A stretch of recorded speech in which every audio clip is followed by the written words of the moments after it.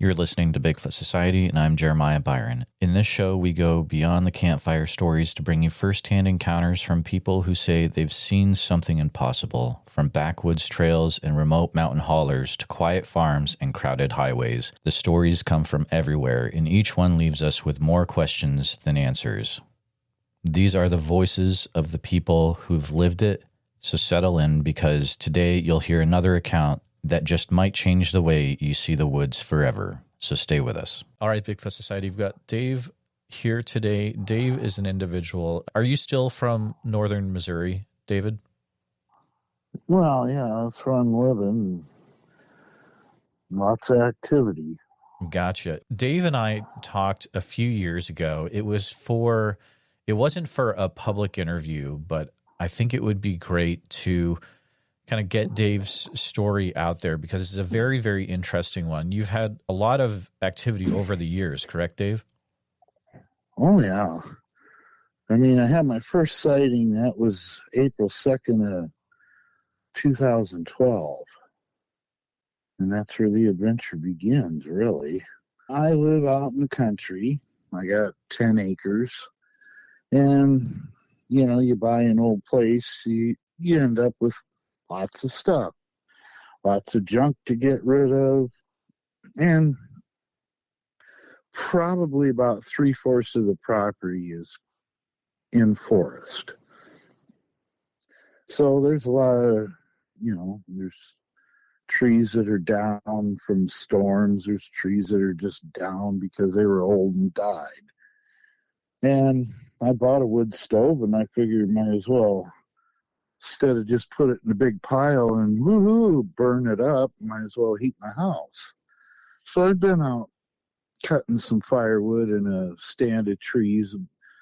It's primarily oak, and they were all nice size, I didn't need to split or anything. And I'd been whacking away on them for, a good part of an afternoon, so I had plenty of it. I just did all the cutting at one time. And I was heading out with my pickup to go load up a bunch and, put it in the basement. And I'm in my truck. I round the barn, and I'm on the hilltop. And, where my property is, it's kind of, I don't know, it's kind of rectangular shape, but like the house and the barn are on like a finger of land the way the hill is, and then it drops off on both sides. On the west side, right even with the barn, is the face of the dam to a little pond I got. And anyway, I'm up and I'm going to go, because there's kind of almost, I got like a cul-de-sac to turn around. So I was going to turn around there and then pull as close as I could to the trees to, load up stuff. Well, I'm coming along and I look and I see a big black dark shape standing there right in the edge of the trees. And I'm like, no way, And I kind of turned to pay attention to where I was driving because I didn't want to run over this locust tree because they got thorns you get a flat tire off of. Anyway, I looked to do that and do my little loop-de-loop and look back, and it was gone. Well, I parked the truck, and, I'm only about, maybe 100 feet away from where I'd seen this. And I looked over my shoulder a lot, and I only took about half the wood I had cut because I didn't know. And then 2 days later, I went back to look for tracks, and then I realized what I thought was, like probably 6 feet tall, would have been 8 feet tall. And I couldn't find any tracks because, it was covered heavily in leaves. The forest floor, you step on it and it's like a sponge. It'll come back over time.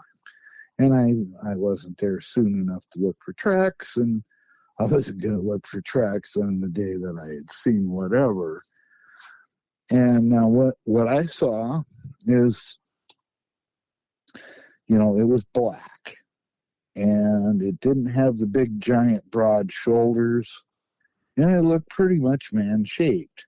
I didn't see a face, but its back could have been towards me. I couldn't see any facial features, but then, farm truck, the windshield wasn't exactly spotless either.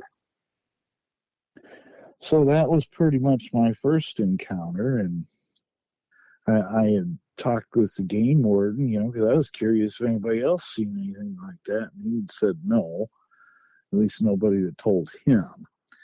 But he goes, well, they're not a protective species, so my advice is if you see one, just shoot it in the face. And I said to the guy, what's wrong with you? I said it didn't threaten me, it didn't hurt me, it didn't do anything other than just being there. I said, I'm not going to shoot it. So anyway, I, tried reporting it and got a hold of some Bigfoot groups and got a hold of this one that David Pilates is involved with, and I met a man named Richard who became a mentor towards me, and I thought, I bought this house, I paid for it, no mortgage, I thought everything would be great, and it's like, well, you can't just get rid of it, you can't just leave. And I thought, well, I'm not going to live in fear, maybe I can make friends with these things. So I reached out to them. And it's kind of how the adventure began. And over the years, I had a lot of encounters, had them break into the house a few times, raided the kitchen a couple times. And one night, they forced open the basement door, and my machete was gone. Well, the next day, I find the sheath to the machete laying on the basement floor, and the machete laying out in the driveway, and it's kind of a little bent up from use, but at least it was returned. And I'd had other things go missing, like I had a cigarette lighter go missing, just a bit. I had a file go missing. I had a hatchet get taken. And I've had a couple of rusty machetes that got borrowed and came back, and they had, you could see some obvious use of them. There was a guy living with me for a while, used to help me out and stuff. And one time he had a machete and he forgot it. And it was by these, the wild grapevines you get. And it was out there. And there was one probably about as thick as my forearm. And he said he seen that it was cut with one hit through a vine like that. And then he found the machete. It was probably about 15 feet from where it had been, and he found some tracks. He really didn't tell me about the tracks till later, but he said they were probably 14 inches. There was another time we were out on my neighbor's property. We'd been cutting wood, and he left a machete, and it was more sword-like than a machete, and it was a hunk of stainless steel made out of some 10 gauge, which is a fairly heavy metal,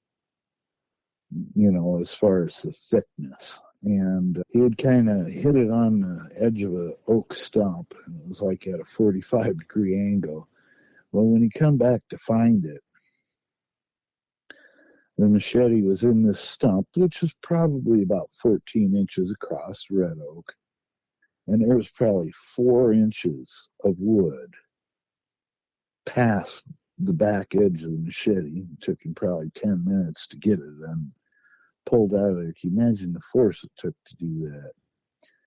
Now, I've spotlighted him a few times. One time I was, a lot of what I did was on my back deck. I had been back there and I would whistle to the females and they would reply with barred owl calls. Now, the thing is, at that time, there were 3 of them that were making the barred owl calls. And each one would do a slightly different call. And if they were birds, you'd think they'd all do this, they'd all sing the same song. And that's kind of how I figured out that there were 3 females, and I'd whistle and they'd do their calls back. And this one night, I kind of heard some motion over by where the old chicken coop was. So I hit my spotlight and I saw bright green eyes and on a head, and it ducked down.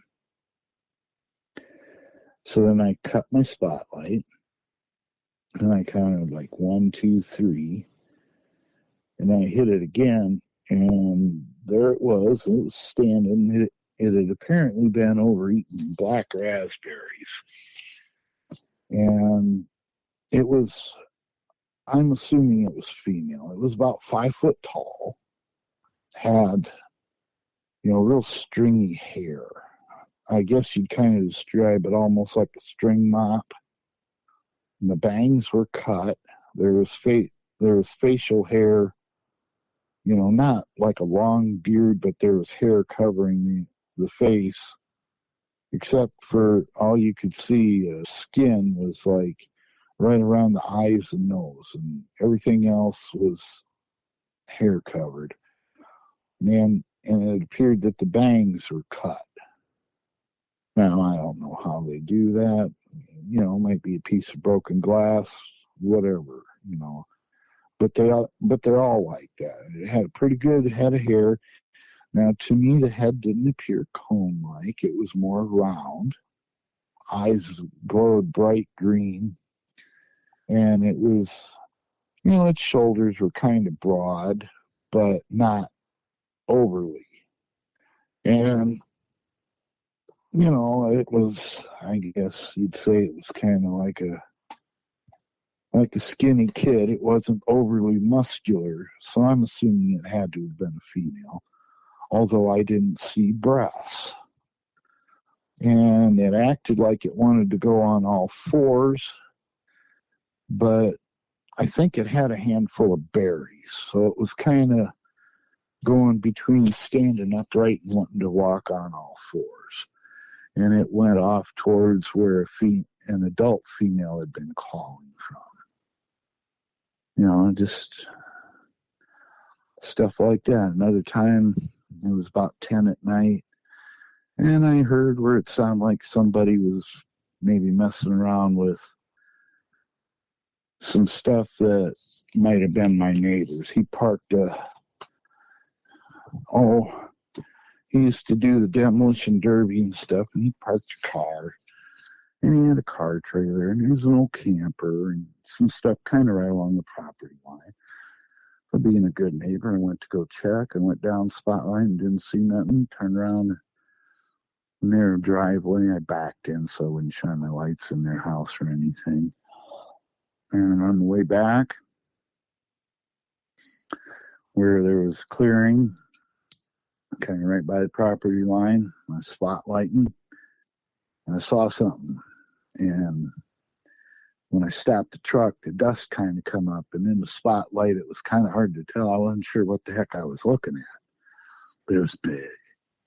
And as the dust kind of went down, I seen it was an adult male, and he was probably about 40 feet from me, black. The skin was gray, and again, all you could see of his face was the glowing green eyes and the gray skin, right around his nose and eyes. And again, he had a thick head of hair. He had trimmed bangs, that'd be trimmed about to his eyebrows. And he was on all 4s.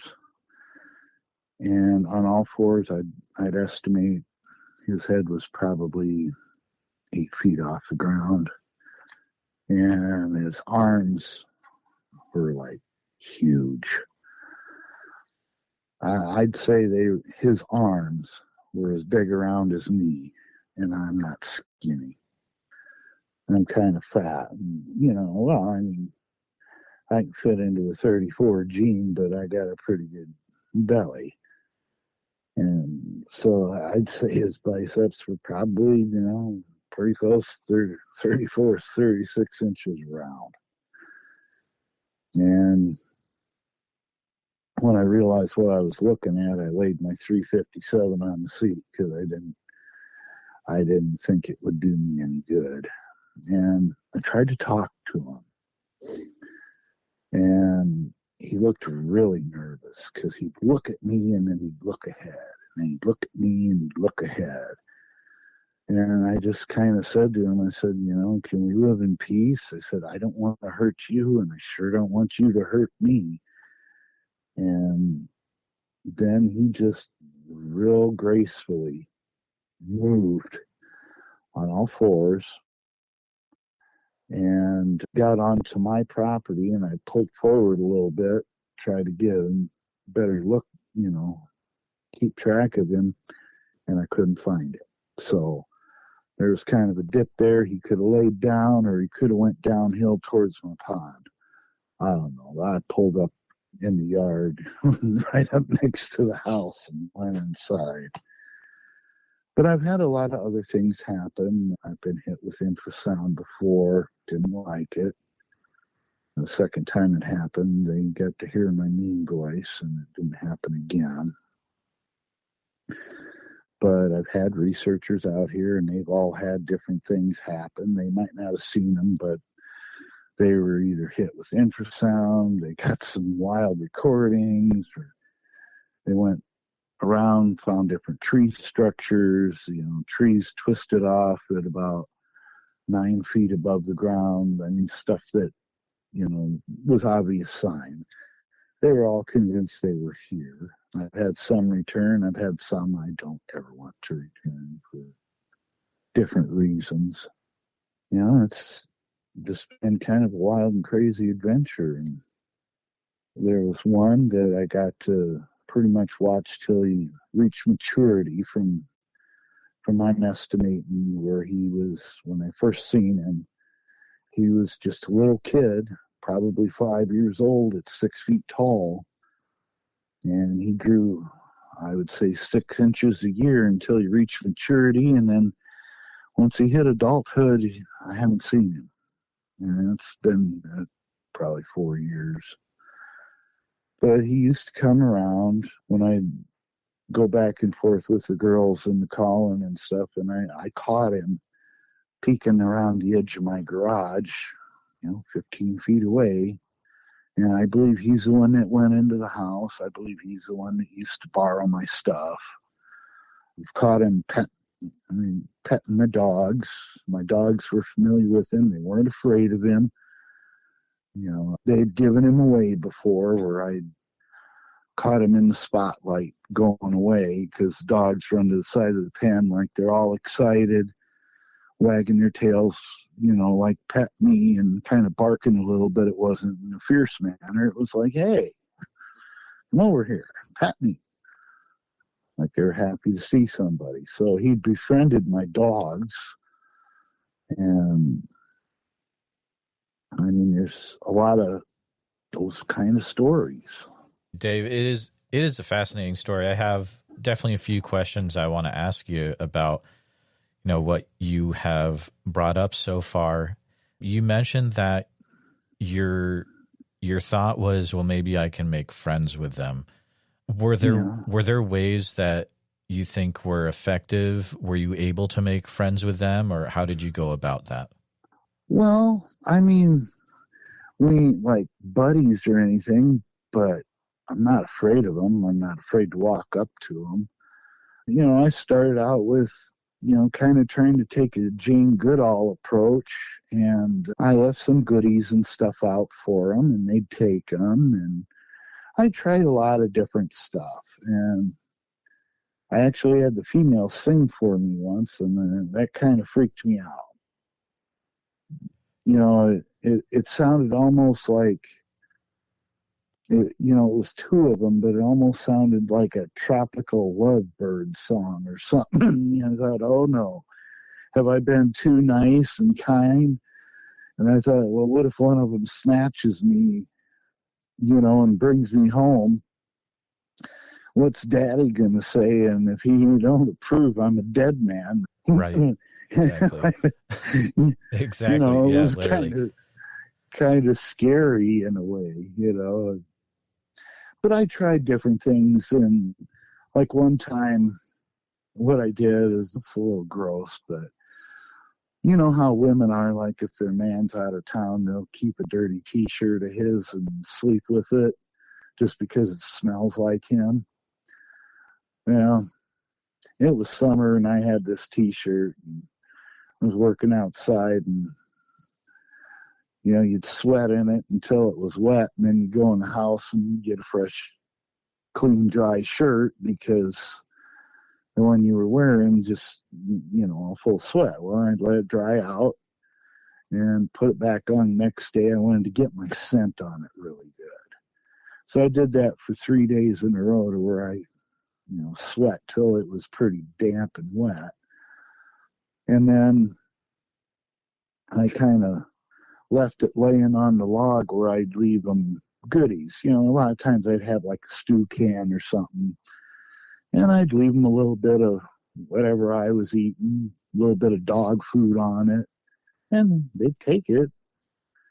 And I left this shirt just to see what would happen. And what did happen was, I found I had the shirt. I had one of those T-handle shovels, for digging dirt, and I had it in the dirt so that the shovel was standing up. And I kind of had the T-shirt hanging on that.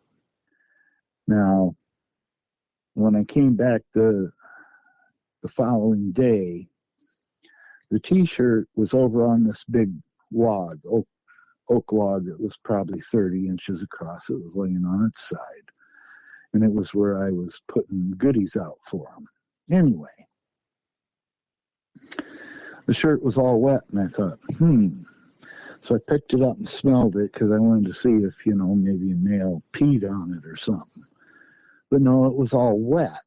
And as best I can figure, after 3 days of wearing it, it was kind of stinky. So I think they must have went up to the pond and kind of rinsed it out and put it back there. Thought, okay, it's all experimenting and trying to communicate.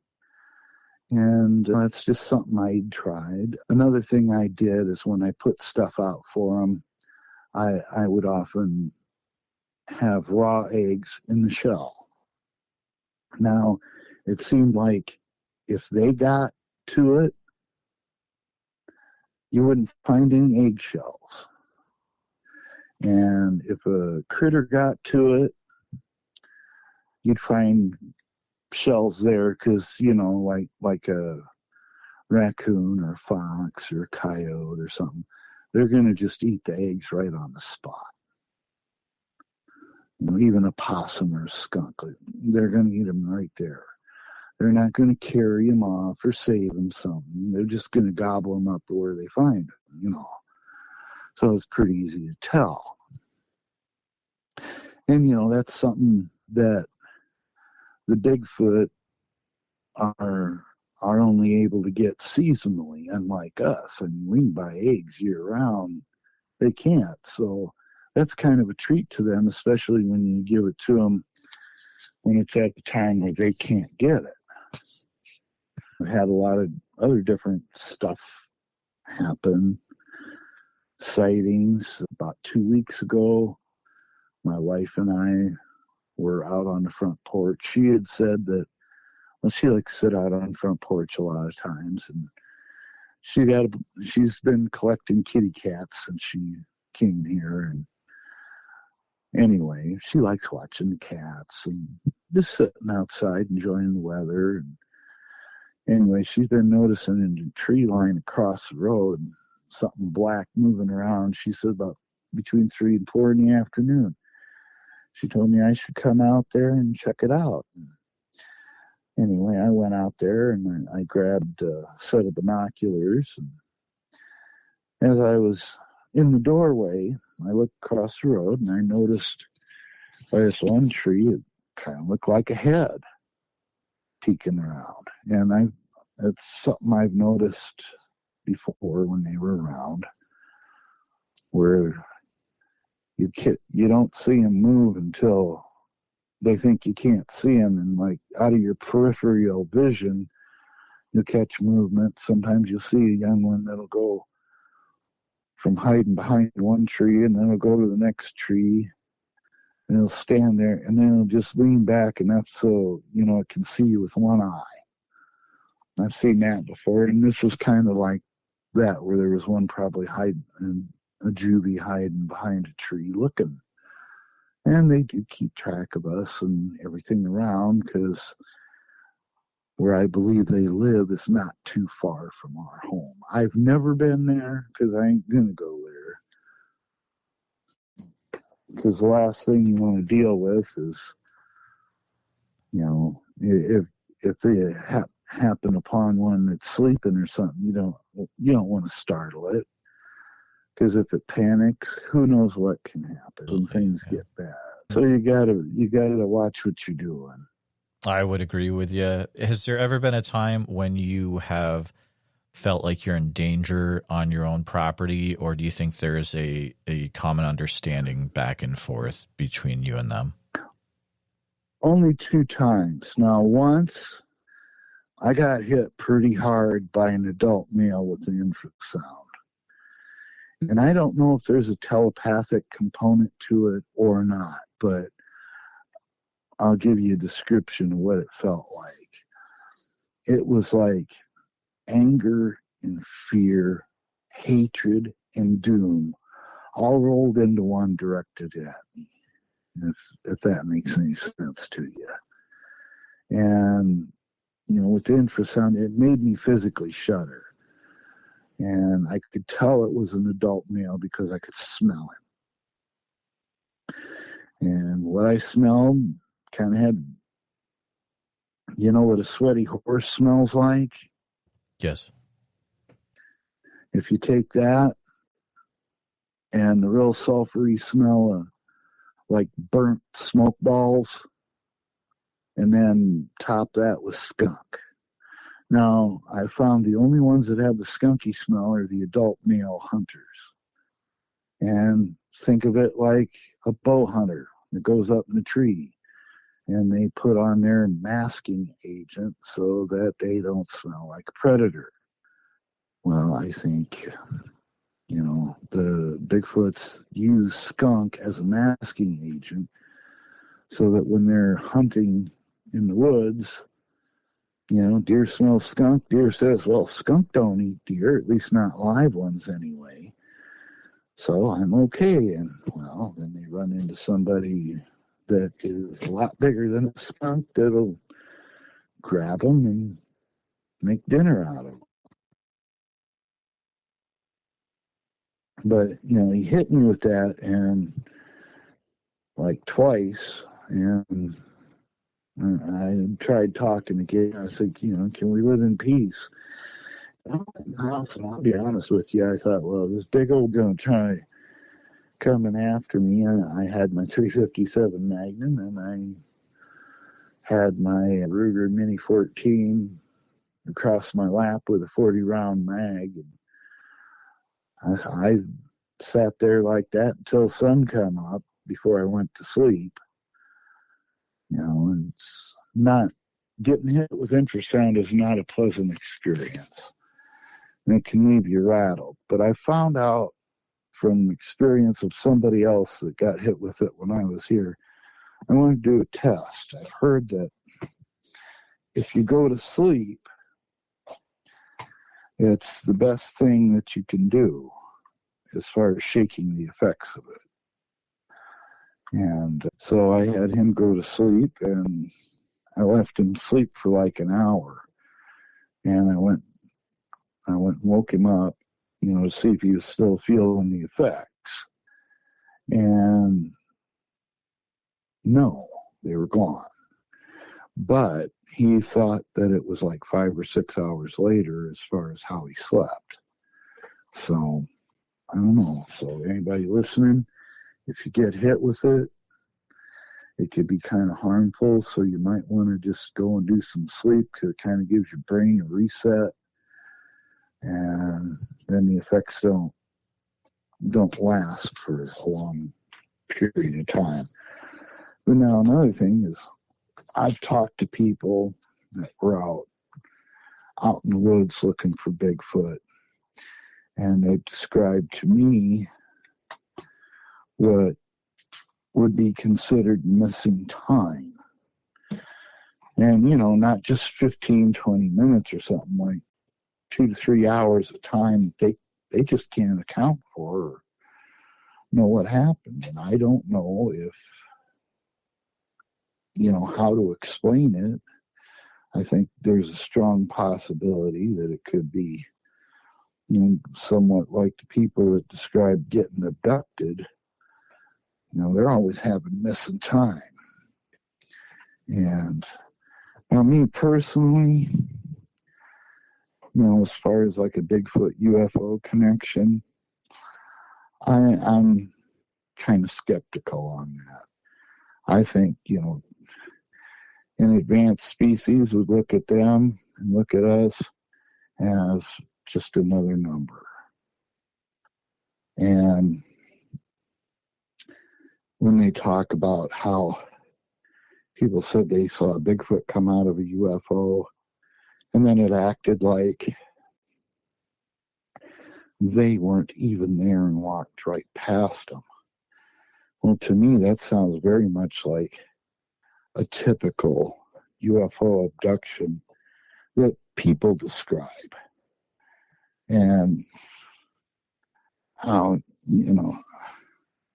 they go like they're told to go through the woods and go to a certain place and go back home or whatever.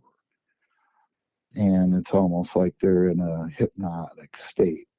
And I think, when they described it, it was one time, and you hear people talk about it like there's been many people who have reported seeing a Bigfoot come from a UFO, but I believe it was only one.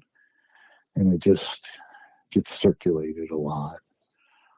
I used to be kind of heavy into the Facebook groups and stuff, and anymore it's, you get one fake thing after another, and it just keeps getting posted and recycled over and over. Exactly. And then it pretty much becomes law in the Bigfoot community. Like, oh, it's always been like this. Well, probably not. Just probably, as you said, someone said it one day and then everyone started repeating it.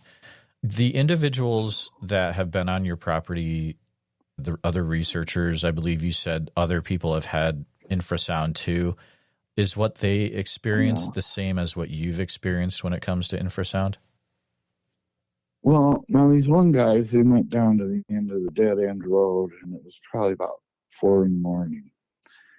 And when they walked back, they were by, there was a little bit of an opening in the trees because they'd come through and did a bunch of logging and had a sawmill set up and stuff. And that 10 acres that's next to mine, there's a bunch of logging trails and stuff through there. And I believe the Bigfoot use those because, well, let's face it, just like deer and everything else, they're going to take the path of least resistance. And if you got these big wide paths, that the skidder made for the skidder to drag logs out, that's pretty easy to get through the woods, and then you're not dealing with all these prickly briars and black raspberry bushes and all that other crap. You can just get around good. Well, there was a spot where those were, and when those guys went by that, they got hit with it. Now, the one guy, he described where he felt his eardrums kind of go, like he was exposed to being like by a bass speaker, And the other fella just about did a nosedive on the gravel road. That's how hard it hit him. So make out of that what you will, but that's what happened when they got hit with it. Wow. And the one guy, he came back a couple times. The one that said he just felt like a bass sound. And I'll give him credit. He went, I kind of described to him what I thought, where I thought they were using and whatnot. And I've had a lot of knee trouble over the years. And this year they took my leg off above the knee. After numerous surgeries trying to save my leg, but I just kept having infection issues and just got to the point where I lost the leg. So I'm sorry to hear that, Dave. Anyway, I had that's life. What are you going to do? Yeah. You either quit or you just keep moving forward. So anyhow, that happened. Sucks. The phantom nerve pain is unlike anything you could believe. Well, man, it's bad. But I'm doing the best I can. Finally got a leg. Waiting to go to therapy so I can learn how to walk all over again. Yay. And I can get back to life. But anyway, I was, where am I going with this? I kind of told him where to go, and the guy come back. He'd even ended up not paying attention to his surroundings and ended up with one of them locust thorns, went right through the bottom of his shoe and into his foot. So I had to do a little, we had to doctor him up a little bit, pull the thorn out of the bottom of his foot, and, put a little betadine on there and give him a little Band-Aid. But my goodness, he went around. He said he found tree twists, a lot of, your different tree structures and stuff like that. He didn't find any footprints. And now, where I'm at, I've only ever been able to get 2 footprints that I felt were worth wasting the plaster to cast them. I mean, there's people out there, they'll cast anything, whether it's even remotely looks like a footprint or not.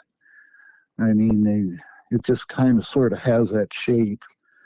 I mean, some of that stuff, it's like wasting a lot of money just going out and plaster casting stuff that isn't worth doing, in my opinion. I mean, if you can't see toes or an actual foot shape, what is the point? I don't see it. I agree with you. Yeah. Yeah, absolutely. So this last period of time before you get your let's see, let me think how I want to say this. So the last few weeks since you've had the removal of half of your leg, things have still continued to happen. Oh, yeah. Oh, wow. Well, they live around here. Sure. They live around here year round. So, of course, I mean, anytime it gets towards night, you can go out and sit on the front porch and you can hear them. You can interact with them. They usually come through a couple times a night, once going away from their home, and then as it gets towards morning, they come back. You mentioned that the researchers also have been able to record sounds at your property. What kind of sounds are they recording? Well, the one night when they went down to the dead end at close to 4 a.m. and they got zapped, everybody wants to call it zapped, but that's more like if you were hit with electricity. And anything to do with sound, it's a blast. Like when a airplane breaks the sound barrier, it's a sonic boom or blast. you go out and with a call for predators, they call it call blasting, don't they? So I call it getting blasted. Anyway, they had gone down, and when they got back down here, you could hear the males going off and setting off all their little groups of coyotes. And you hear probably 30 coyotes and 6 males going off. It's quite a sound. I said, well, you pissed them off now. But, it almost sounded close like to 50. But I know from over the years that each of the males, the adult males, the ones that hunt, they all have domesticated coyotes, and they all have 5 each for some reason. That's the number that they have. And I got a friend that I let hunt out here. He bow hunts, and he's into that. And one time he was into looking for turkeys, and he heard a couple of them, and he thought, oh, I'll go get ahead of them. Well, I think somebody else was also hunting turkeys, because he went down this little dirt path that goes down to the creek between my property and the property next to me, which I've got some great neighbors. Anyway, he went down there, and he said about 50 yards to the west of him, he heard a whistle, and he described it as being like 3 breaths long. Then he went he heard a return call from the other way, and it was the same, a whistle that was like 3 breaths long. So he decided, well, it's probably a good time to just back on out of there. But when he heard the second one, he said, I looked over, and he goes, and I seen 5 coyotes, and they were walking like in single file. He goes, you don't see that. That's not normal.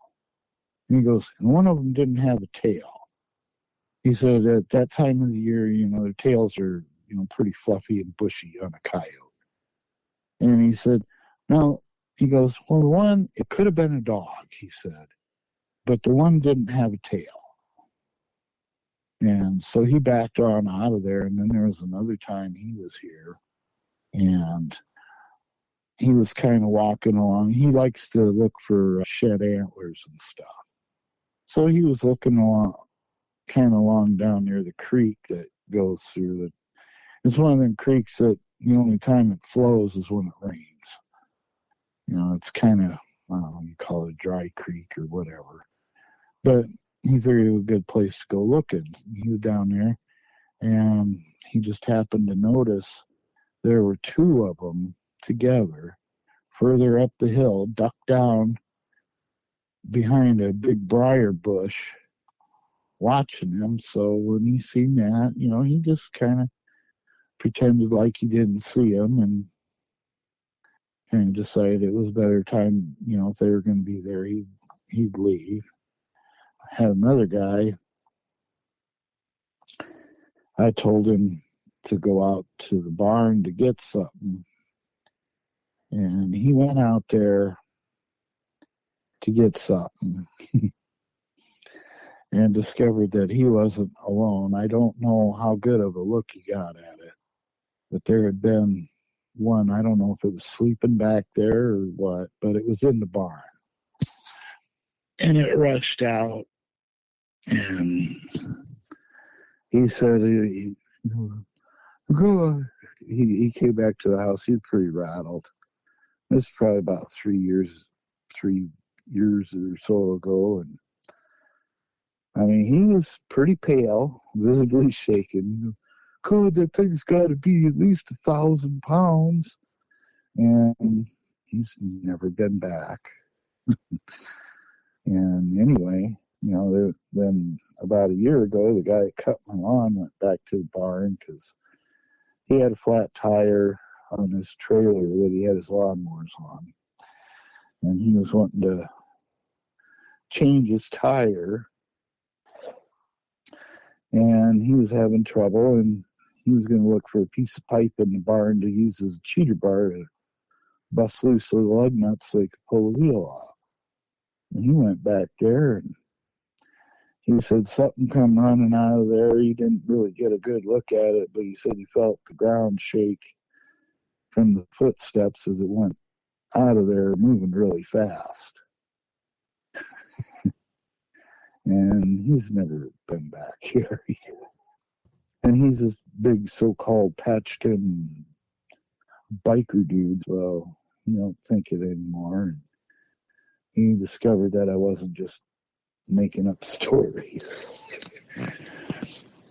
Absolutely. Go ahead. It's very interesting. So you have at least 2 different times where they have pretty much chased people away from the area of the barn, it sounds like. They didn't really chase them away. They just got, the people went back there and a Bigfoot flushed out of the barn. Sure. Well, one time I got a post out there that I put in the ground where I was going to put a gate and put up a fence. Anyhow, it's just a post there.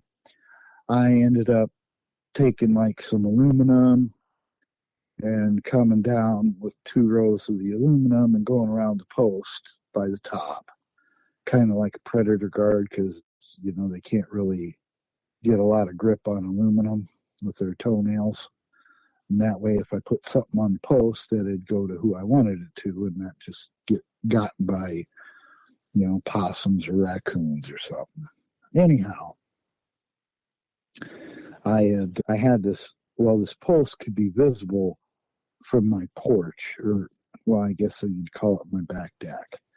It's not very big. It's about 10 by 10. It's where a lot of my stuff that I've done took place. Anyhow, I used to give them stuff in a red Folgers can, because that way you could put it on top of that post, and then I'd call to them and bang on the barn, kind of like ringing the dinner bell, because the barn has tin siding on it. So, noise carries pretty good in the forest.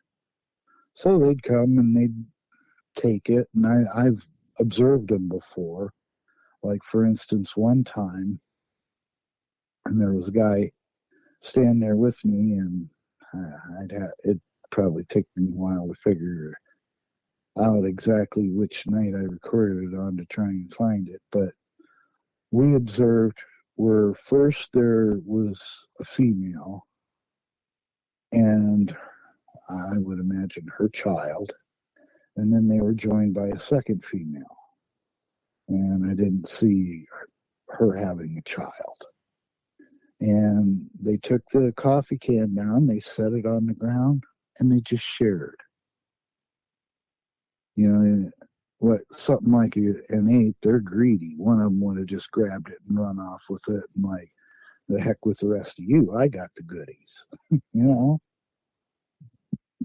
But it wasn't like that. So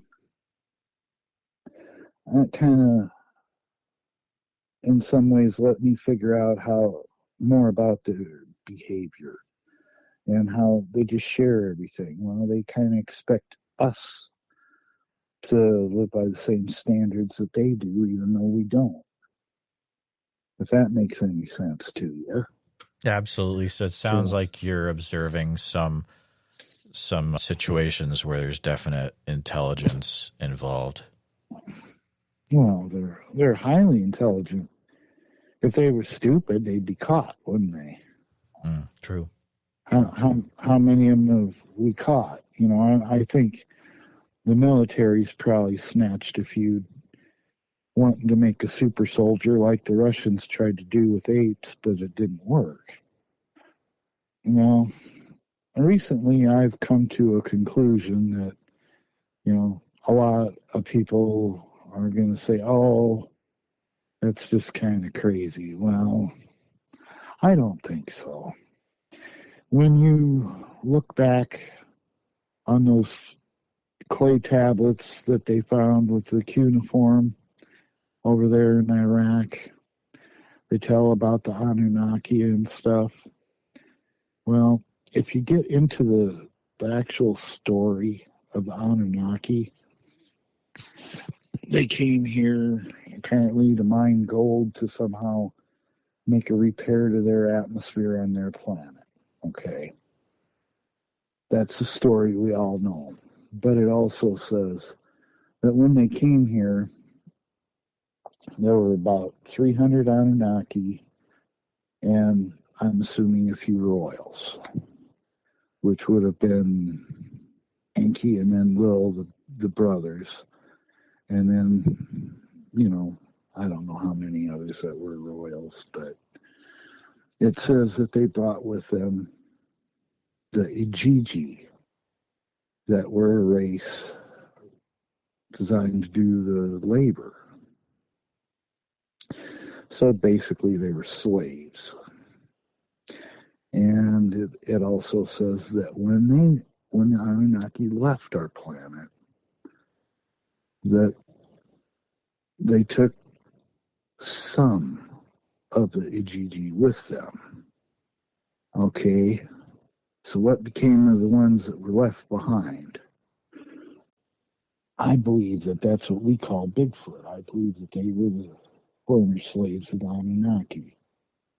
Because if you look at a lot of it fits. The Anunnaki, the males were said to be between, like 12 to 15 feet tall. Okay, an adult male Bigfoot, how tall are they? 12 foot. The Anunnaki were said to have a cone-shaped head. A lot of people describe Bigfoots as having a somewhat cone-shaped head. If you're going to want to mine gold, it would be good to have somebody who's strong, and it'd also be good to have someone that can see extremely well in the dark. Well, unlike any of the other higher primates, Bigfoot's the only one that sees in the dark as good as we see in the day. They're super strong. That would be useful in a worker.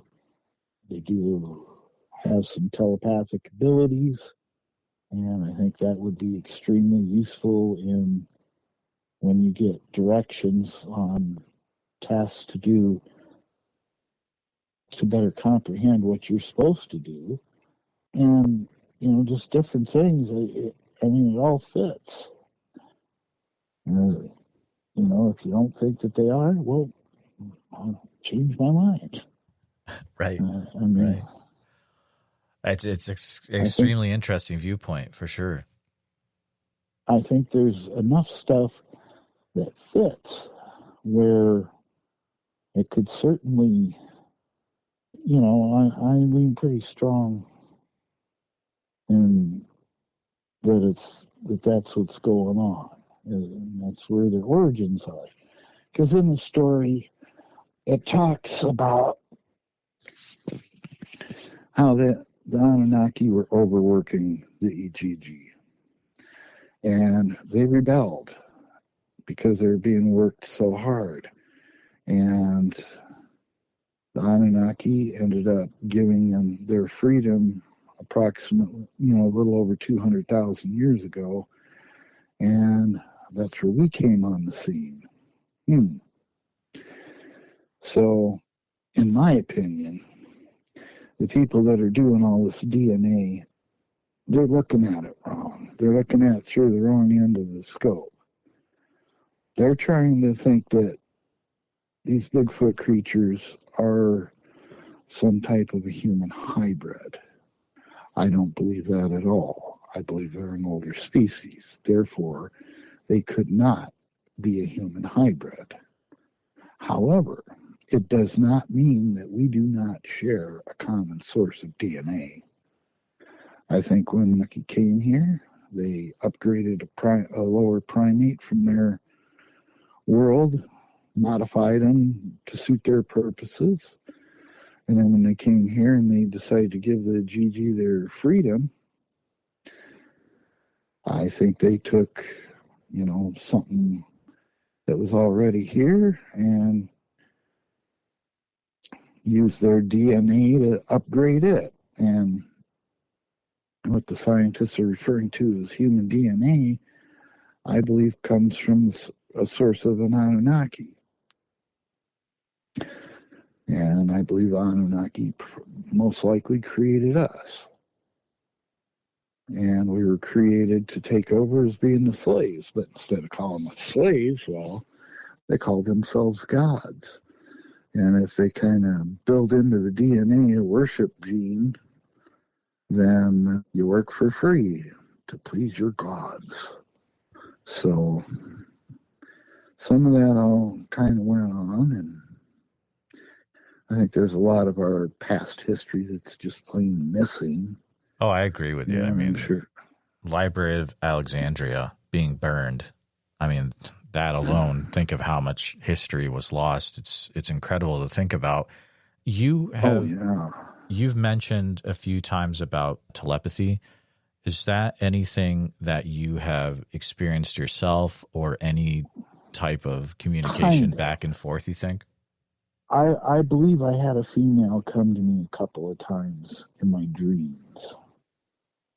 And a lot of times it was as an observer, where it'd be, like a girl, but she was real, like an oddball, didn't have the correct mannerisms, and was just kind of like somebody totally out of place. But the one time I said, it pleases me when you guys are here. If you want to use my barn to get out of the weather, I don't care. It's fine. I'm okay with it. And when I told them that I would kill my own kind to protect them, they didn't like that. They didn't like that at all. And that was probably, when I said that, I think that was the last time they come to me in my dreams. But my sense was it was a young female. But I'm a little bit of an empath, so maybe it makes it easier for it to happen.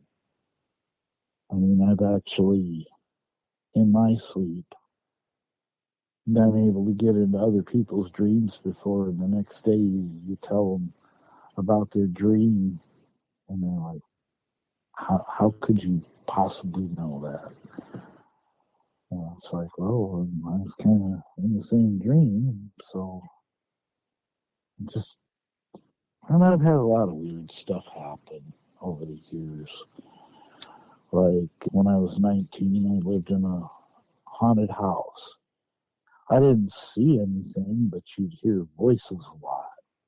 Voices like someone in the next room having a conversation, where you hear that there's people talking, but you can't make out the conversation. I wasn't the only one that heard that in the haunted house. There were a lot of other people. And one time when I was living at the same house, like I said, I was like 19, and it was after the bars closed, and my friend was dropping me off, and kind of standing in the parking lot visiting a little bit.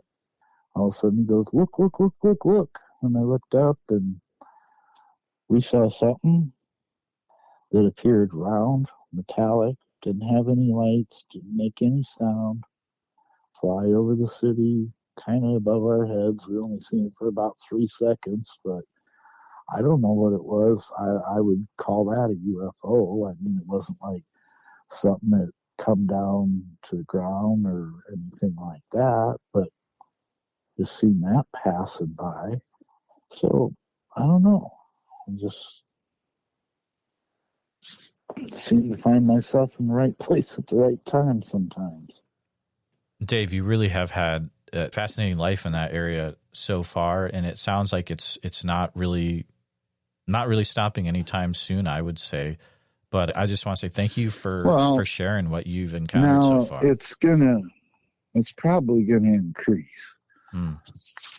Because I plan on purchasing a sawmill, and I'm going to get into, cutting and selling a little bit of lumber and doing some firewood. Because at my age, I'm 59 years old with one leg. Who the hell's going to hire me? So you got to make your own job. So if I'm going to be running chainsaw a lot and whatnot, I'm sure I'm going to be getting observed quite a bit. Now, I've gotten pictures of them. I've only got 2 pictures, and they're not very good. I didn't know they were there at the time. It's just, later you go through reviewing your pictures that you took on your phone on your computer. And, these newer phones don't agree with me.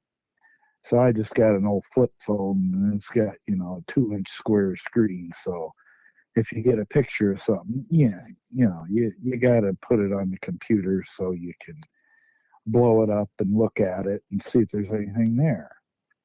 And that's how I've ended up with some in a couple of pictures. And it was from when I was out, chainsawing. People go, why don't you wear a GoPro and blah, blah, blah, blah, blah, blah. And I'm kind of the opinion, well, if you don't like me doing things the way that I'm doing them, just go bother somebody else. I mean, I'm out in the woods cutting firewood. I'm not looking for Bigfoot. And if I take a picture of something that I think is kind of neat or doesn't seem natural, I'm going to do that. So I take a picture with my little flip phone, and it is what it is. Had I known they were there at the time, well, I probably would have tried to get closer and get a better picture. But I didn't, because when they see you looking towards them, they just freeze. And you know how that is, like you get a bunny rabbit, he'll freeze, and you really don't notice him until he moves, right? They're really good at that. And you'd be surprised at, how little vegetation and whatnot it takes for them to hide. It really doesn't take a whole lot because they're dark. They're a shadow. And people go, why don't you have all these pictures? And it's like, okay, let's see. Let's start out with, you got something that's black, active at night, and hides in the shadows. Okay. Let's see how good a picture you got. I don't have any pictures. I said, exactly. There you go. There you go. If you want to have something to do with Bigfoot, I mean, one of the things I would recommend is when you go into the woods, announce yourself.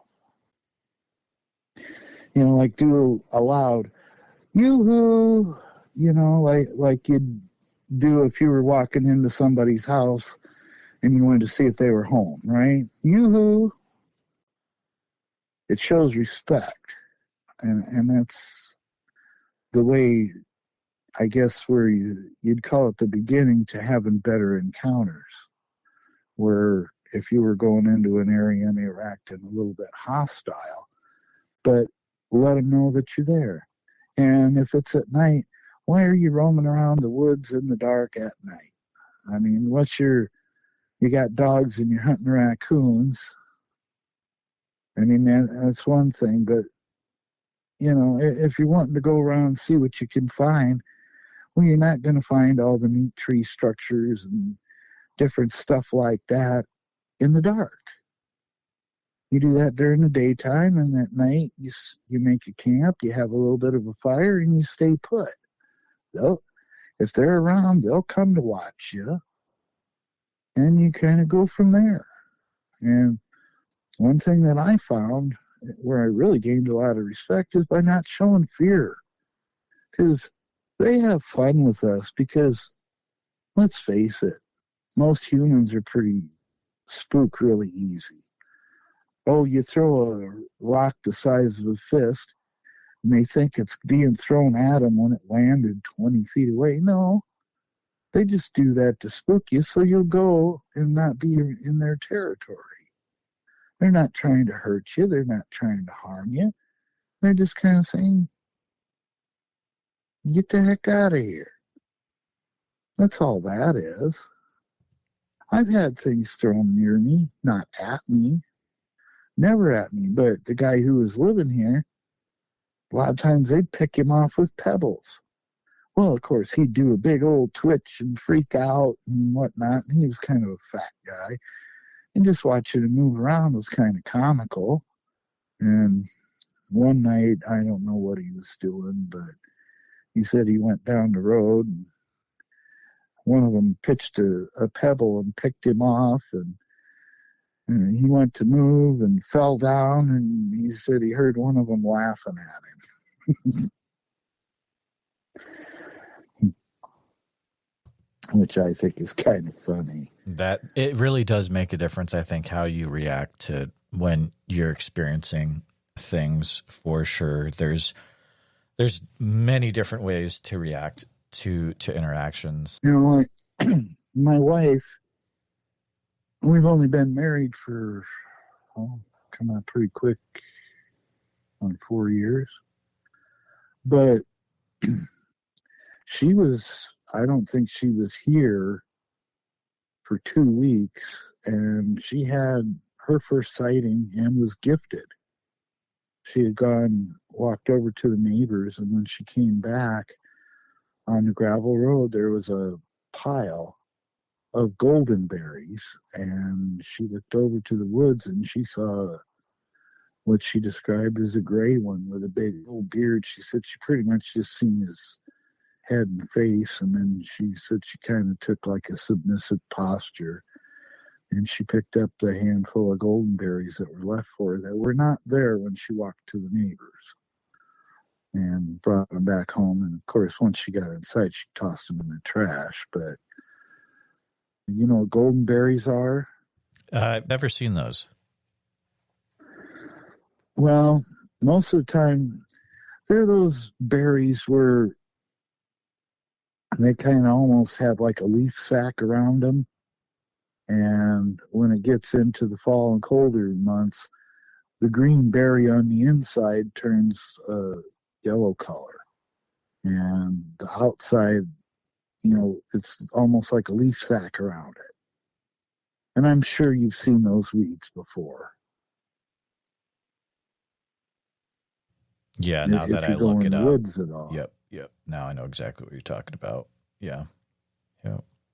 Wow. But they're edible and they don't get ripe until, you know, fall and stuff. And I think this was probably like in November when she was gifted, so when they came into season. And I've also found evidence of them farming mushrooms, turkey tail mushrooms. Across the road, there's a property and there's a pond, and down near the pond is what you would describe as a teepee structure with 4 uprights. The uprights are probably about 20 feet tall, leaned into a cedar tree, or I think it's actually juniper.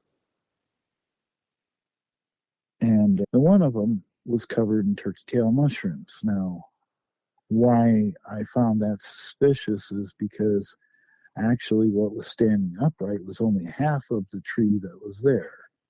It's like it was broken at about the middle, and the part that was standing up was covered full of turkey tail mushrooms. Now, the log that was laying on the ground didn't have any. Now, that's not normal, because if you get a tree and it's got mushrooms growing on it, it's usually growing on the entire tree, not just on the half that's sticking up and the other half got nothing. No, that's not normal. So to me, that would suggest that, you know, they rubbed spores on there to get the mushrooms to grow there. So that would implicate farming to me.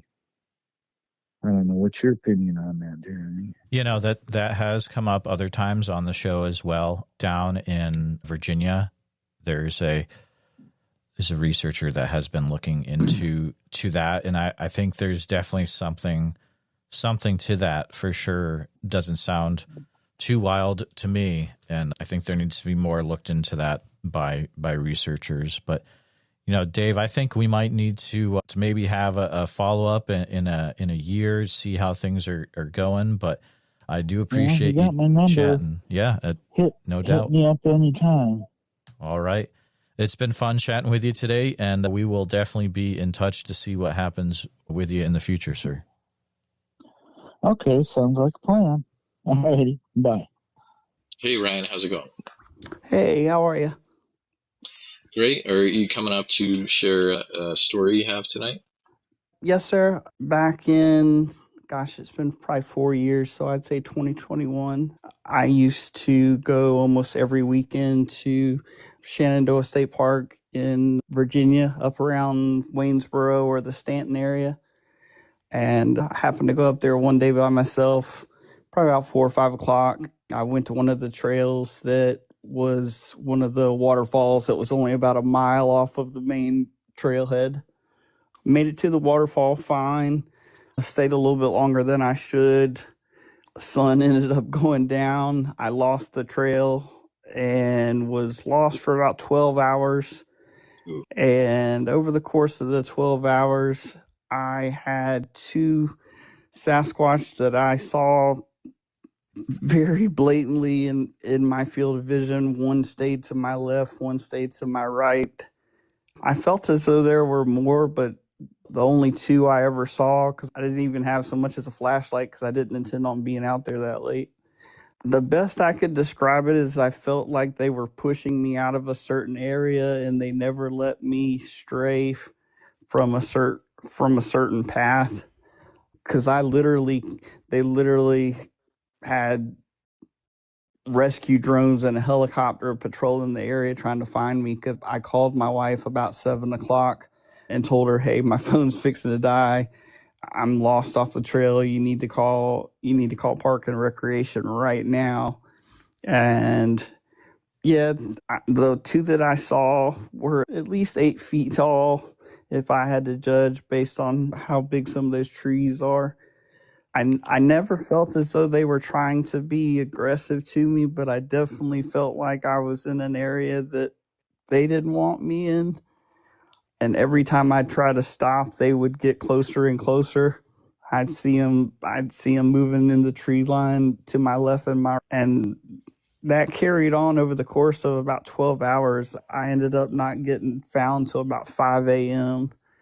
And needless to say, as much as I liked going out there, I've never gone back by myself. Like I said, I used to go out there every single weekend to the Skyline Drive, Blue Ridge Parkway area. And there's tons and tons of stories that you'll hear coming out of there. People that have stopped along the way at night and taking pictures of the sunsets and hear the whooping calls and all that stuff.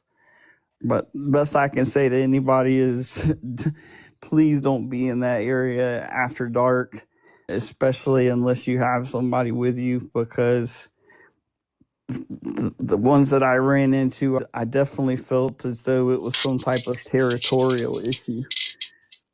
So I try and forewarn anybody of that area. And the funny thing is, whenever the rescuers finally found me, they honestly thought they were going to just be looking for a body at that point, because I got lost probably about 8 p.m. I called my wife. I said, my phone's fixing to die. You need to call the Parks and Recreation right now.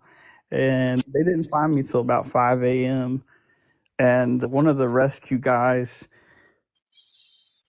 I distinctly remember telling him, there was something out here in these woods with me, and he just looked me in the face, didn't even bat an eye, and said, yeah, they're out here.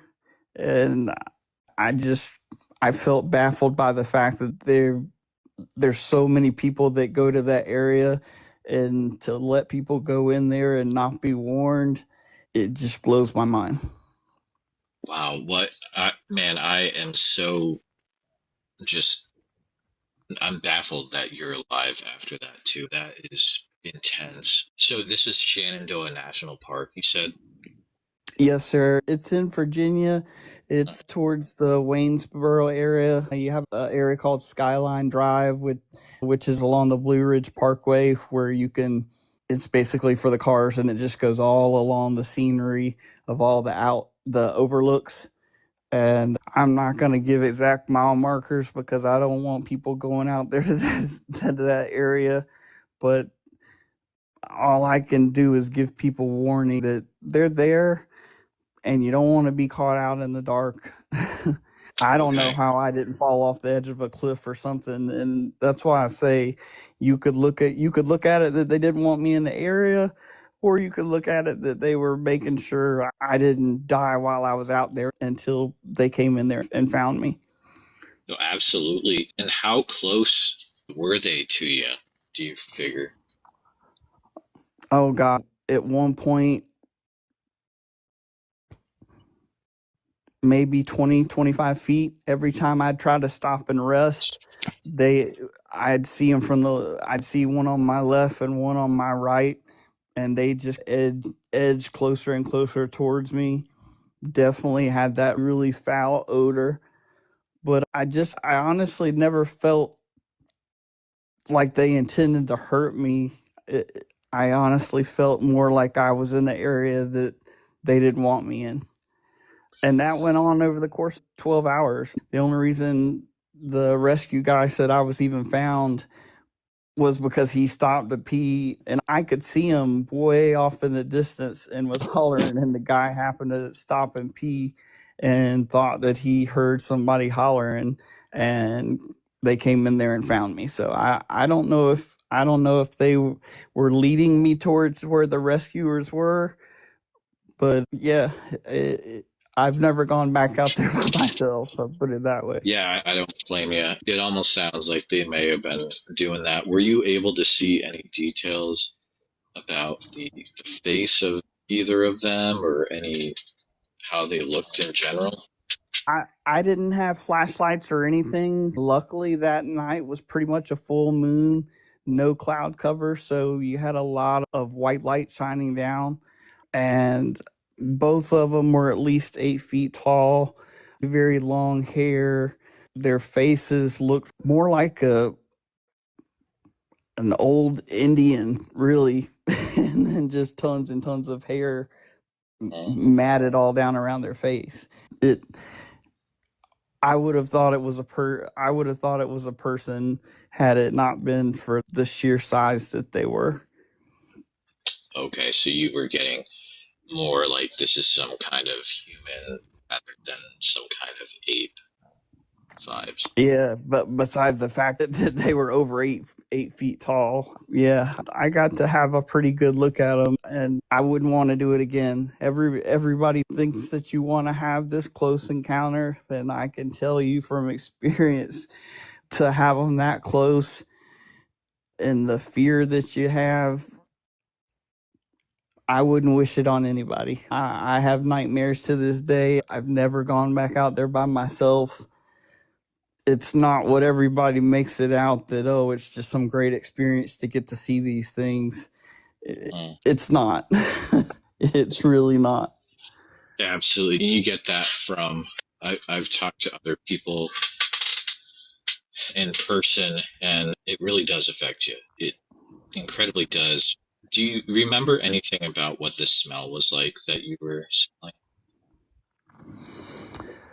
It honestly, if you've ever been around an area where you smell something dead in the woods, that's about the closest that I could describe it. It almost smelled like they were bathed in something that had just died. It was a very overwhelming smell.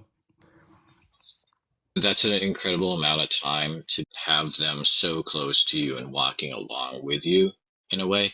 Were they making any sounds during that time? They seem to make some, best I could describe it as some clicking and chattering sounds. It was almost like the one was speaking to the other, and that kind of went on back and forth. They never did any extremely aggressive sounds, but it was more like a clicking and clacking sound that they were doing with their teeth. And whenever they would do it, one would move or motion in closer towards me, and when the other one would communicate back, then the one on my right would move a little bit further.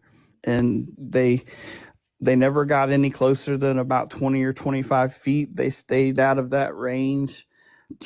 They stayed right there close to me, but they never got closer than about 20 or 25 feet. But 20 or 25 feet is pretty close when it's something that's got that much size advantage on you.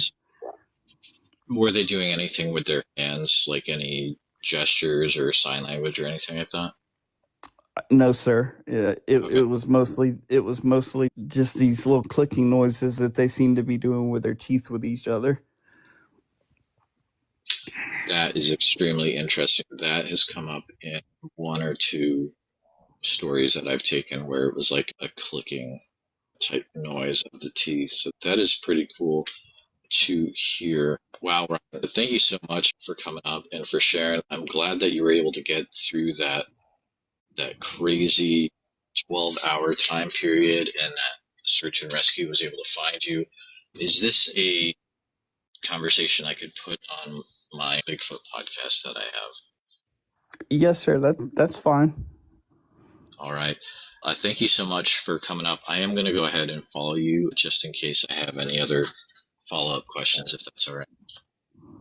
Yeah, and one of the funniest things that I found with the whole situation, I don't know if I said it before, but one of the rescuers, whenever I spoke to him, I asked him point blank, there's stuff out here that shouldn't be, because I didn't want to sound like a crazy person saying that. And the guy looked me right in the face and never batted an eye and said, "Yes, sir, there's lots of them out here.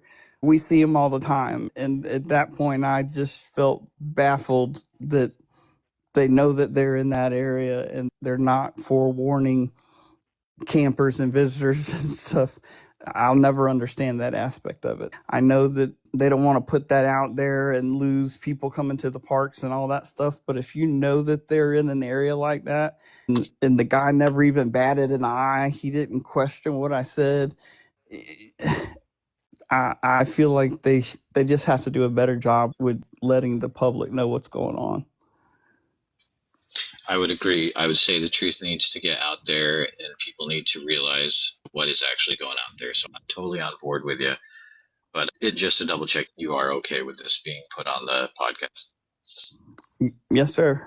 People right. need to know. Absolutely. I've tried to let as many people and friends and family know as possible, and because it's a scary thought to know that they're out there in the woods that close to where campers and hikers and people go each and every single day.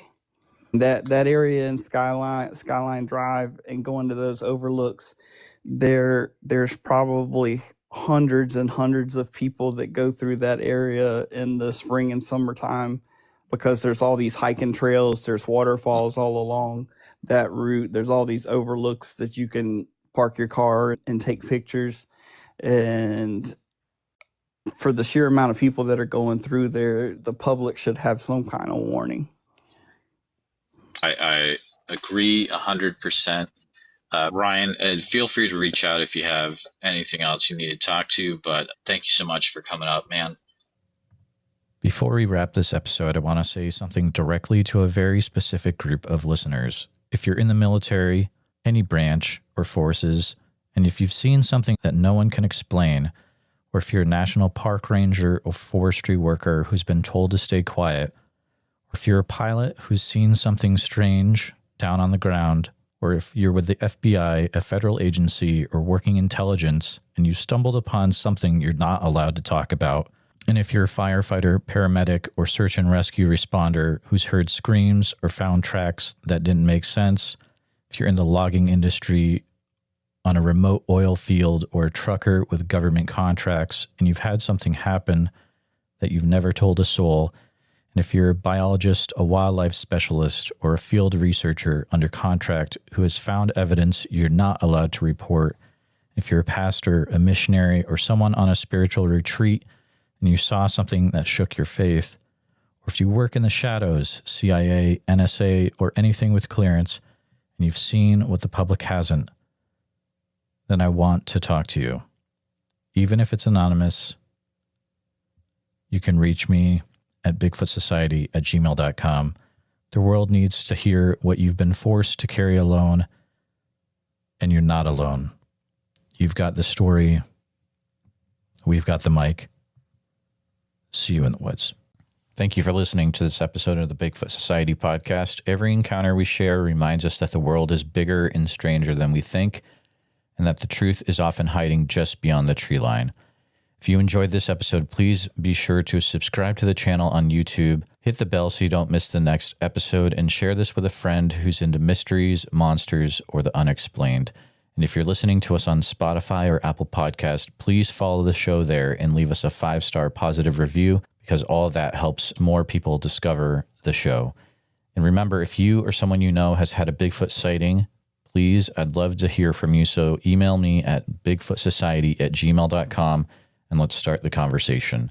If you haven't gotten a chance yet, check out our membership community over at www.bigfootsocietypodcast.com. And that's where you can hear tomorrow's episode today, early and ad-free, and members-only episodes every week.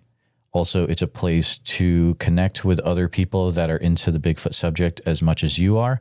Thanks again for following along with the Bigfoot Society. Until next time, keep your eyes open, trust your gut, and never stop asking what else might be out there. And see you in the woods.